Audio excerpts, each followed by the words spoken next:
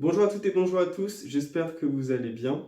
Je vous ai déjà parlé des séries, je vous ai parlé de Légende qui fait peur, mais je vous ai pas encore parlé de littérature. Et aujourd'hui, ça va être chose faite avec l'écrivain Conan Doyle.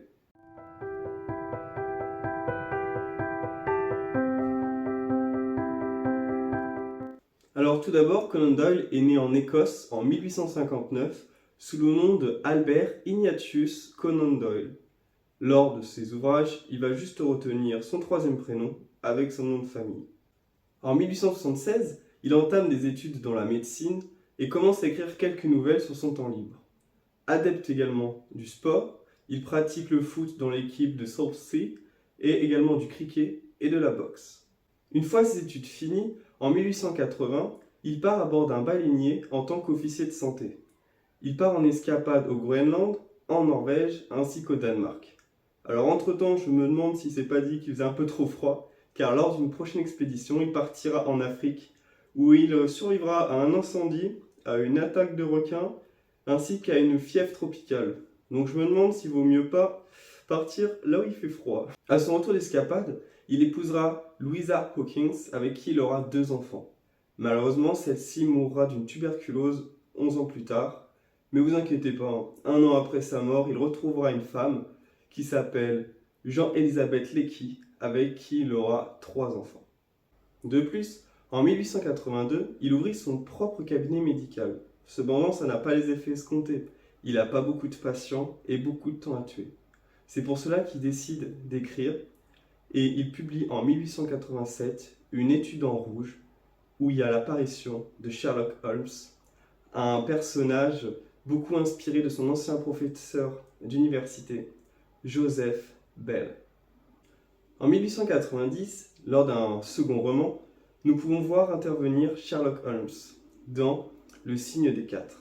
Cependant, M. Doyle n'abandonne pas sa carrière de médecin et décide en 1891 d'ouvrir un cabinet d'ophtalmologie. Cependant, comme le précédent, celui-ci n'a pas les effets escomptés, mais il pourra toujours compter sur l'écriture pour sauver sa carrière. L'écrivain va alors se lancer dans la parution des enquêtes de Sherlock Holmes dans The Strand Magazine. Pour cela, en 1892, il va sortir la nouvelle Les Aventures de Sherlock Holmes et en 1893, il va sortir Le Dernier Problème où il va faire croire à la mort de son héros favori pour pouvoir changer de style littéraire. C'est en 1901 que nous voyons le retour de Sherlock Holmes. En effet, M. Doyle, suite à des problèmes financiers, n'a pas eu le choix que de réintroduire son personnage, et nous pouvons le revoir en 1901 dans Le Chien de Baskerville, et aussi dans La Maison Vide, où il expliquera pourquoi son héros Sherlock n'est pas mort dans Le Dernier Problème. Tout au long de cette vidéo, on a parlé de Sherlock Holmes, qui est quand même le personnage principal créé par Conan Doyle. Cependant, en 1910, un autre personnage apparaît, le professeur Challenger. Ce personnage est à total opposé de Sherlock. Il est grossier, colérique, bien loin de notre héros qui est un enquêteur méticuleux avec patience.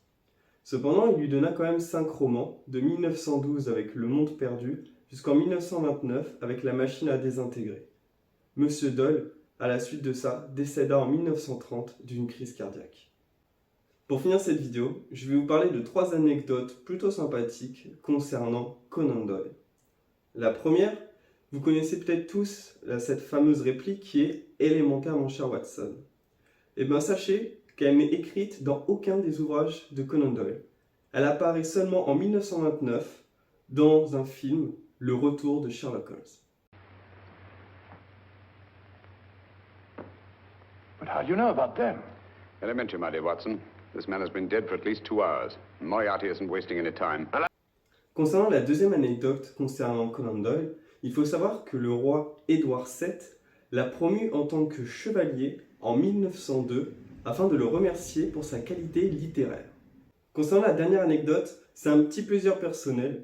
Je ne sais pas si vous connaissez le détective Conan. C'est en fait un manga qui retrace des enquêtes policières et le personnage principal s'appelle Conan Edogawa. Conan par rapport à Conan Doyle et Edogawa par rapport à Edogawa Rippon qui est un écrivain policier. Donc voilà, je voulais vous en parler parce que je trouvais ça plutôt cool. Donc voilà la fin de la vidéo. J'espère que vous avez passé un agréable moment, que vous en avez appris plus sur Conan Doyle. Moi, je vais retourner enquêter, on m'attend. À la prochaine!